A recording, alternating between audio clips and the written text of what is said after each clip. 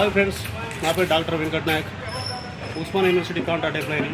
ఇక్కడ బౌద్ధర్ నగర్లోని వారసుగూడలో ఇక్కడ పాల కేంద్రం పక్కన ఒక చిన్న పార్కు ఉన్నది. ఇక్కడ కనకదుర్గమ్మ దేవాలయం ఆపోజిట్ ఉన్న పార్కు.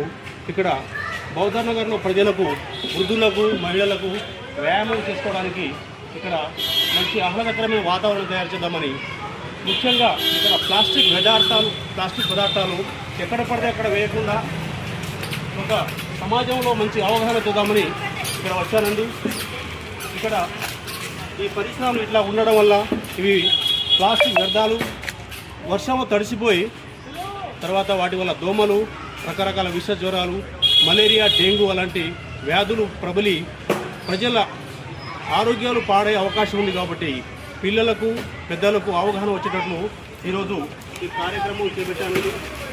చూడండి, ఇలాంటి బాటిల్స్, బిస్కెట్ కవర్లు ఎక్కడ పడితే అక్కడ వేయకుండా ఒక డస్ట్బిన్ ఏర్పాటు చేశారు. ఇక్కడ ఇలాంటి డస్ట్బిన్ వేస్తే GHMC అధికారులు వస్తారు, వాళ్ళు చేసేవాళ్ళు, వాళ్ళు తీసుకొని వాళ్ళ బండిలో వేసేస్తారు.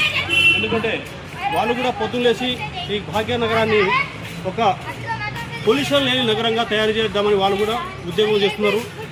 GHMC అధికారులకు, ఉద్యోగులకు మనం సహకరిద్దాం.